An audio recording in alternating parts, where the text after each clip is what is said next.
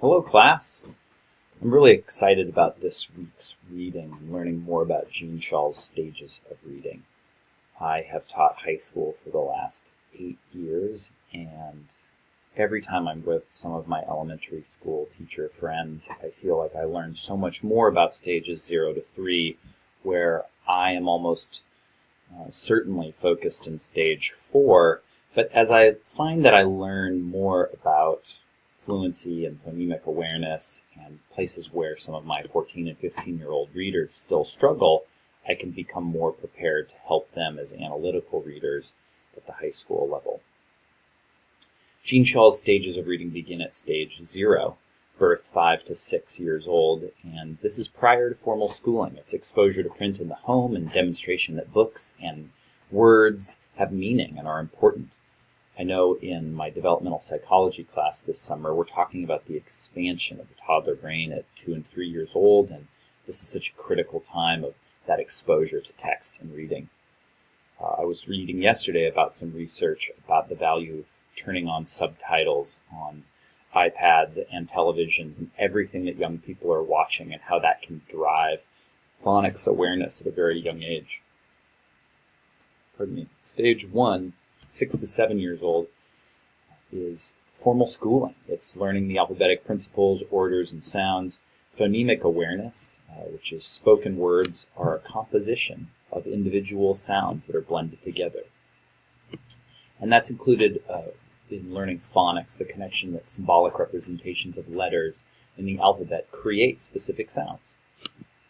Stage 2 is known as fluency, which happens from 7 to 8 years old. This is when students begin decoding words at a fluid pace, reading aloud, reading accurately, and demonstrating prosody, which was a new word for me, although the concept was familiar, that is effective expression and tone. So teachers at this level begin to read difficult texts aloud to model pace, accuracy, and prosody for their students.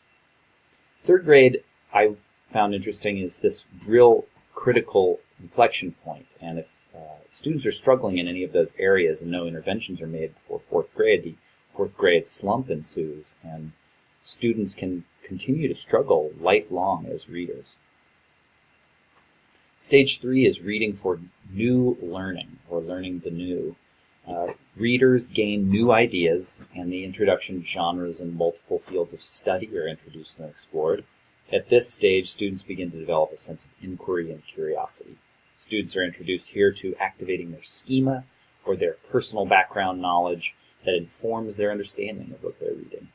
It's also here that the metacognitive skills and approaches to reading are introduced. Students are challenged to make predictions, to analyze, and to synthesize the ideas of what they're reading into their own words. And they're operating in a level above that of the literal comprehension of what's in the book. This is often the place, stage 4, where I inherit readers at various literacy levels. At the high school level, we focus on multiple viewpoints. And this is topic or issue-oriented reading that introduces students to multiple opinions and perspectives, uses of persuasion and analyzing techniques for manipulating an audience. Students are charged to be more analytical and reflective at this stage. For example, this is where we begin to investigate the credibility of sources and the claims that a writer is making, as well as unearthing the writer's biases, intent. Stage 5 begins at the college level, ideally, hopefully, construct and reconstruct meaning for identity. This is where independent readers find themselves intrinsically motivated to pursue different sources of reading to inform and answer questions for their life. Ideally, readers are becoming discerning, and they know what to read and they know what not to read. They know different strategies and approaches for how to read, for skimming, for close reading, for reading for pleasure. Chall contends, however, that many college graduates don't, in fact, ever reach this stage. The reading that I chose this week to focus on some problems and solutions within my disciplinary literacy was called Where We Read From Matters, Disciplinary Literacy in 9th Grade Social Studies Classroom. The authors contend that one of the major problems that ninth graders struggle with is history students often fail to consider the author's intentionality. They tend not to situate texts within a historical context, to account for social, political, or economic factors, and they do not carefully corroborate sources. I know that one of the resources I use in my class, the Stanford History Education Group, is focused on these tools of reading like a historian, and with a focus on how do we decode and understand the context with which historians were writing. Just because something is a primary source document and a person was literally there on the ground level, that doesn't mean that that soldier whose diaries we're reading from 8 battles across the Revolutionary War doesn't have a particular perspective or a bias. I mean, the fact that he was writing these and then editing them and publishing them for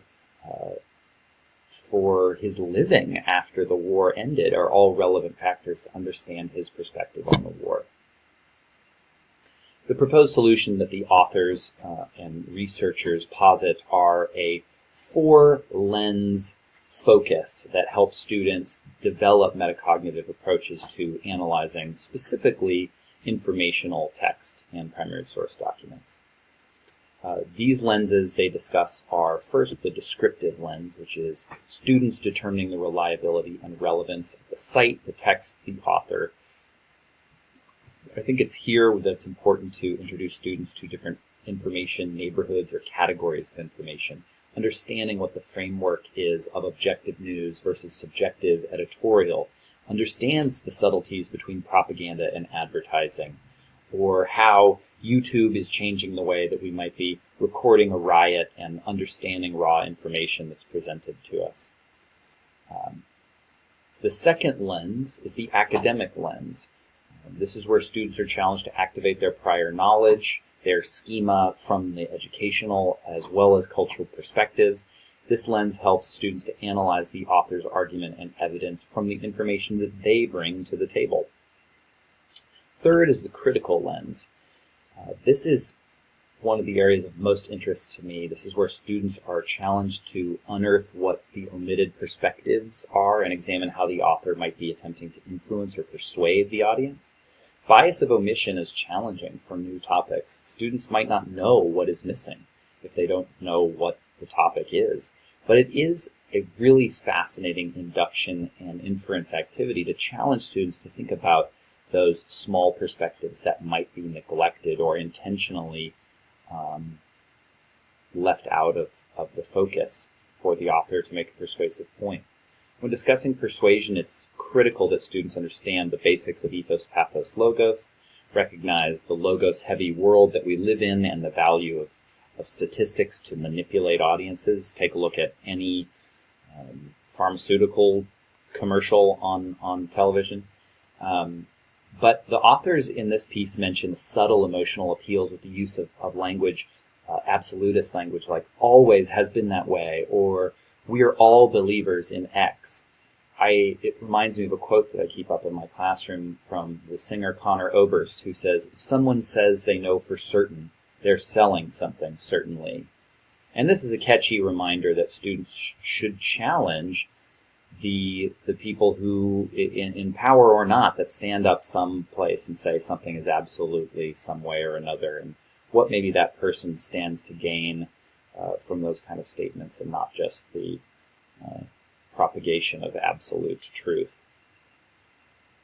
Finally, the fourth lens is the reflexive lens, which students are asked to examine their own biases, their confirmation biases that come into a piece. Students might be seeking out an opinion they already agree with, as well as understanding how their prior experience influences what they're reading. I like to use the thinking routines that have been established by Project Zero at the Harvard School of Education. For example, the 3 whys is called the why it matters to me, why it matters to my community, and why it matters to the world. This graphic organizer that looks like a KWL chart helps students to make those parallels and contrasts and to recognize where their own background and influence might be shaping the way in which they understand the author's argument. Thank you.